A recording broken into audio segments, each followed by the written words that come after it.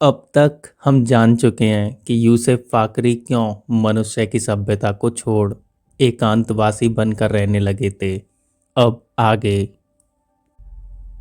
यूसुफ साहब ने एक लंबी सांस ली, मानो किसी भारी बोझ से अब मुक्ति पा गए हो। उनके नेत्र अनोखी तथा जादूगरी किरणों से सतेज हो उठे और उनके ज्वलन चेहरे पर गर्व, संकल्प, संतोष झलकने लगा। कुछ मिनट ऐसे ही गुजर गए। मैं उन्हें गौर से देखता रहा और जो मेरे लिए अभी तक अज्ञात था उस पर से अवतरण हटता।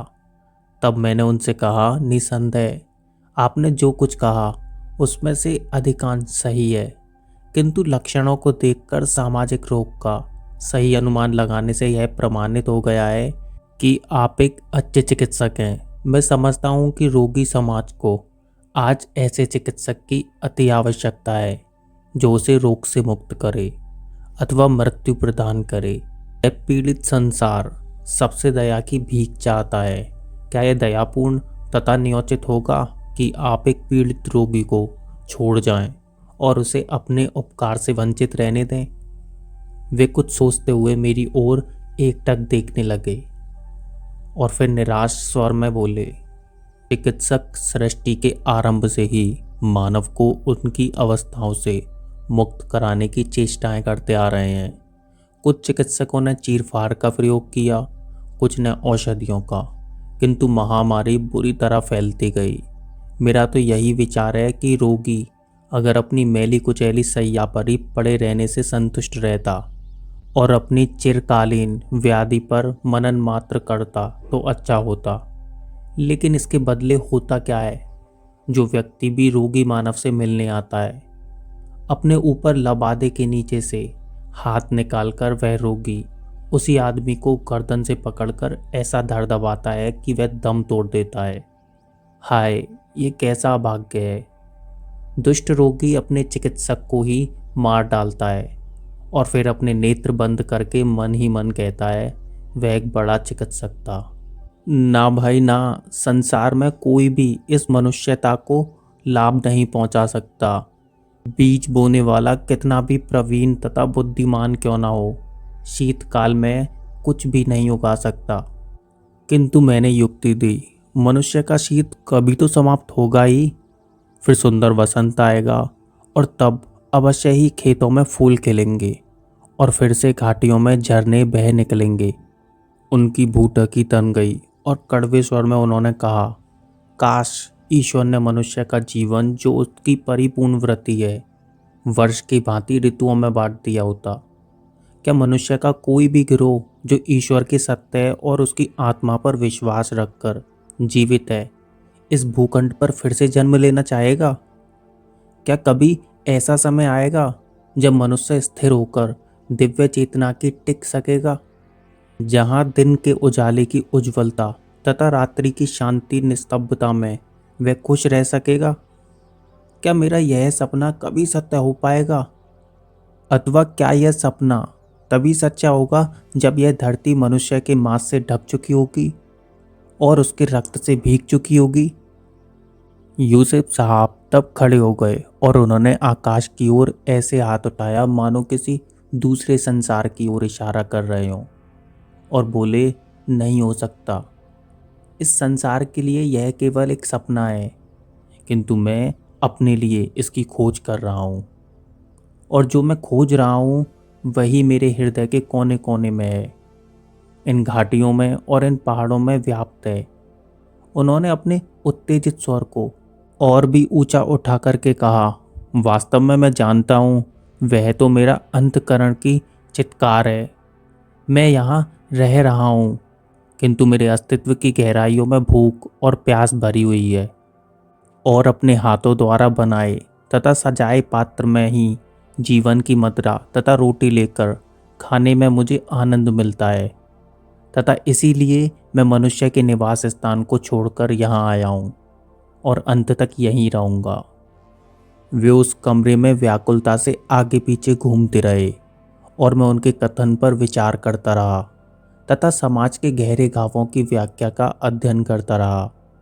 तब मैंने यह कहकर ढंग से एक और चोट की, मैं आपके विचार तथा आपकी इच्छाओं का पूर्णतः आदर करता हूँ और आपके एकांतवास पर मैं श्रद्धा भी करता हूँ और ईर्ष्या भी।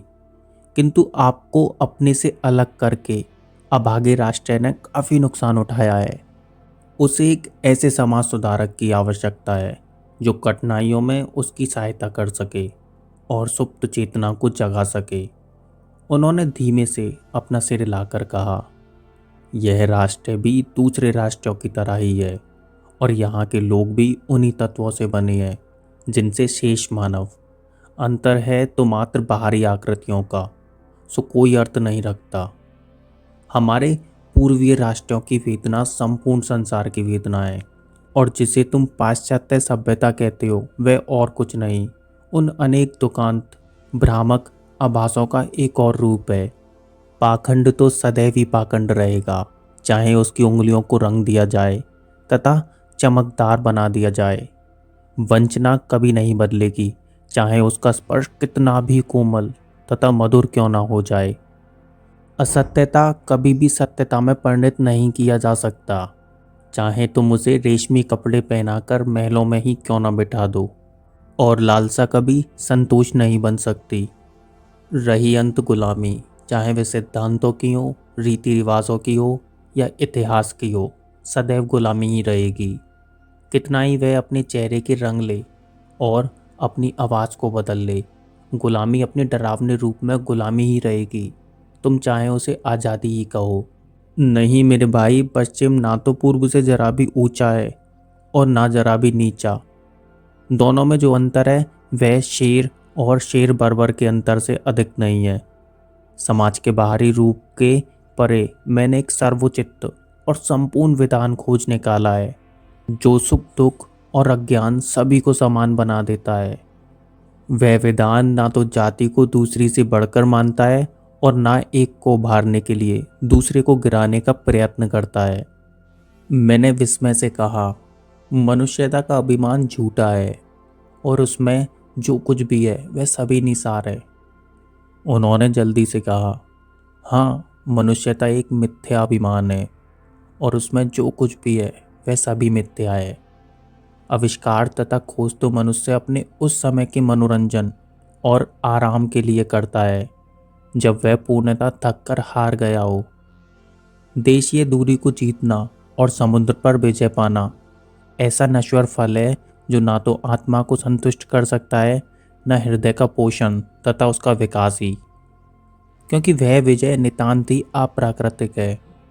जिन रचनाओं और सिद्धांतों को मनुष्य कला और ज्ञान कहकर पुकारता है वे बंधन की उन कड़ियों और सुनहरी जंजीरों के अतिरिक्त कुछ भी नहीं है जिन्हें मनुष्य अपने साथ घसीटता चलता है और जिन्हें चमचमाते प्रतिबिंबों और झनझनाहट से वह प्रसन्न होता रहता है। वास्तव में वे मजबूत पिंजरे मनुष्य ने शताब्दियों पहले बनाना आरंभ किया था, किंतु तब वह ये ना जानता था कि उन्हें वह अंदर की तरफ से बना रहा है और शीघ्र ही वह स्वयं बंदी बन जाएगा, हमेशा हमेशा के लिए। हाँ हाँ, मनुष्य के कर्म निष्फल हैं और उसके उद्देश्य निरर्थक हैं और इस पृथ्वी पर सभी कुछ निस्सार है। वे जरा से रुके और फिर धीरे से बोलते गए, और जीवन की इन समस्त निस्सारताओं में केवल एक ही वस्तु है जिससे आत्मा प्रेम करती है, जिसे वह चाहती है, और एक अकेली देदीप्यमान वस्तु। मैंने कांपते स्वर में पूछा, वह क्या? क्षण भर उन्होंने मुझे देखा और तब अपनी आंखें मींच ली। अपने हाथ छाती पर रखे उनका चेहरा तमतमाने लगा और विश्वसनीय तथा गंभीर आवाज में वे बोले, वह है आत्मा की जागृति, वह है हृदय की आंतरिक गहराइयों का उद्बोधन, वह सब पर छा जाने वाली एक महाप्रपाती शक्ति है जो मनुष्य चेतना में कभी भी प्रबुद्ध होती है और उसकी आंखें खोल देती है। तब उस महान संगीत की उज्जवल धारा के बीच, जिसे अंत प्रकाश घेरे में रहता है, वह जीवन दिखाई पड़ता है। जिससे लगा हुआ मनुष्य सुंदरता के स्तंभ के समान आकाश और पृथ्वी के बीच खड़ा रहता है। वह एक ऐसी ज्वाला है जो आत्मा में अचानक सुलग उठती है और हृदय को तपाकर पवित्र बना देती है। पृथ्वी पर उतर आती है और विस्तृत आकाश में चक्कर लगाने लगती है। वह एक दया है जो मनुष्य के हृदय को आघेरती है, ताकि उसकी प्रेरणा से मनुष्य उन सबको अवाक बनाकर असामान्य कर दे जो उसका विरोध करते हैं, और जो उसके महान अर्थ समझने में असमर्थ रहते हैं उनके विरुद्ध वह शक्ति विद्रोह पैदा करती है। वह एक रहस्यमय हाथ है जिसने मेरे नेत्रों के आवरण को तभी हटा दिया जब मैं समाज का सदस्य बना हुआ और अपने परिवार, मित्रों तथा हितैषियों के बीच रहा करता था। कई बार मैं विस्मृत हुआ और मन ही मन कहता रहा, क्या है ये सृष्टि, और क्यों मैं उन लोगों से भिन्न हूँ जो मुझे देखते हैं।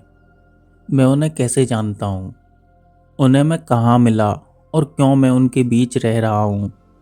क्या मैं उन लोगों में एक अजनबी हूँ, अथवा वे इस प्रकार अपरिचित हैं ऐसे संसार के लिए जो दिव्य चेतना से निर्मित है और जिसका मुझ पर पूर्ण विश्वास है। अचानक वे चुप हो गए, जैसे कोई भूली बात स्मरण कर रहे हों जिसे वह प्रकट नहीं करना चाहते। तब उन्होंने अपनी बाहें फैला दी और फुसफुसाया, आज ये 4 वर्ष पूर्व जब मैंने संसार का त्याग किया, मेरे साथ यही तो हुआ था। इस निर्जन स्थान में मैं इसलिए आया हूँ कि जागृत चेतना में रह सकूं और समस्वर सौम्य नीरवता के आनंद को भोग सकूं। गहन अंधकार की ओर घूरते हुए वह द्वार की ओर बढ़े, मानो तूफान से कुछ कहना चाहते हों। फिर प्रकंपित स्वर में बोले, यह आत्मा के भीतर की जागृति है। जो इसे जानता है वह इसे शब्दों में व्यक्त नहीं कर सकता, और जो नहीं जानता वह अस्तित्व के विवश करने वाले किंतु सुंदर रहस्य के बारे में कभी नहीं सोच सकेगा। 1 घंटा बीत गया। यूसुफ अल फाकरी कमरे के एक कोने से दूसरे कोने तक लंबे टक भरते घूमते रहे। वह कभी कभी रुककर तूफान के कारण अत्यधिक भूरे आकाश को देखने लगते थे। मैं खामोशी बना रहा और उनके एकांतवासी जीवन की दुख सुख की मिलीजुली तान पर सोचता रहा। कुछ देर बाद रात्रि होने पर वह मेरे पास आए और देर तक मेरे चेहरे को घूरते रहे, मानो उस मनुष्य के चित्र को अपने मानस पटल पर अंकित कर लेना चाहते हों जिसके सम्मुख उन्होंने अपने जीवन के गूढ़ रहस्यों का उद्घाटन कर दिया हो। विचारों की व्याकुलता से मेरा मन भारी हो गया था और तूफान की धुंध के कारण मेरी आंखें बोझिल हो चली थीं। तब उन्होंने शांतिपूर्वक कहा, मैं अब रात भर तूफान में घूमने जा रहा हूँ ताकि प्रकृति के भाव व्यंजन की समीपता का आभास कर सकूं। यह मेरा अभ्यास है जिसका आनंद मैं अधिकतर शरद और शीत में लेता हूँ। लो, यह थोड़ी मदिरा है और यह तंबाकू। कृपा करके आज रात भर के लिए मेरा घर अपना ही समझो।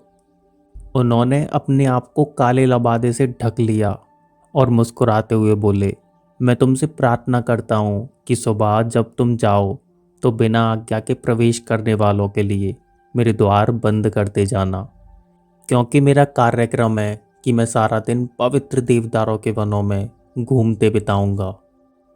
वह द्वार की ओर बढ़े और एक लंबी छड़ी साथ लेकर बोले, यदि तूफान फिर कभी तुम्हें अचानक इस जगह के आसपास घूमते हुए आ घेरे तो इस आश्रम में आश्रय लेने में संकोच न करना।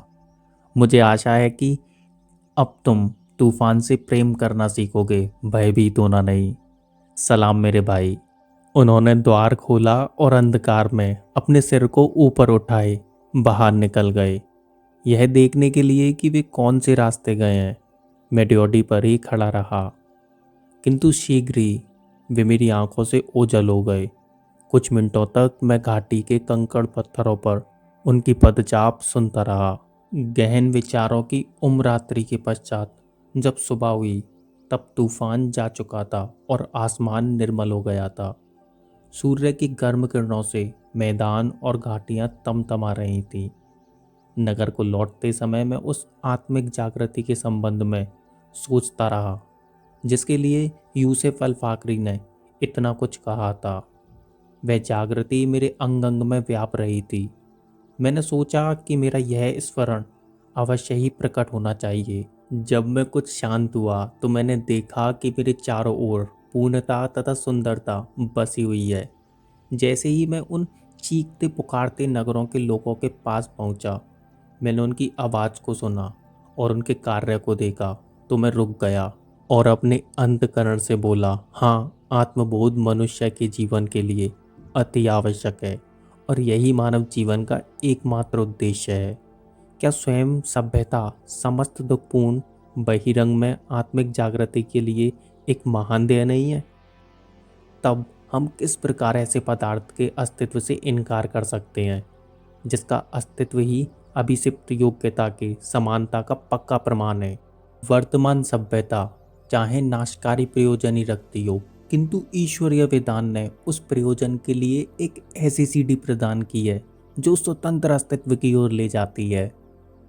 मैंने फिर कभी यूसुफ अल फाकरी को नहीं देखा, क्योंकि मेरे अपने प्रयत्नों के कारण, जिनके द्वारा मैं सभ्यता की बुराइयों को दूर करना चाहता था, उसी शरद ऋतु के अंत में मुझे उत्तरी लेबनान से देश निकाला दे दिया गया और मुझे एक ऐसे दूर देश में प्रवासी का जीवन बिताना पड़ा है जहाँ के तूफान बहुत कमज़ोर हैं, और उस देश में एक आश्रमवासी का सा जीवन बिताना एक अच्छा खासा पागलपन है, क्योंकि यहाँ का समाज भी बीमार है। खलील जिब्रान की तूफान जीवन के तूफान के खिलाफ आत्मा के संघर्ष को दर्शाती है, समझ और अतिक्रमण के लिए गहरी मानवीय लालसा को प्रकट करती है। उनके शब्द अराजकता और आंतरिक शांति के बीच गहरे संघर्ष को प्रतिबिंब करते हैं। कविता की भावनात्मक गहराई दिल को झकझोर देती है और विकास के आवश्यक पहलू के रूप में विनाश और नवीकरण दोनों को अपनाने का आग्रह करती है।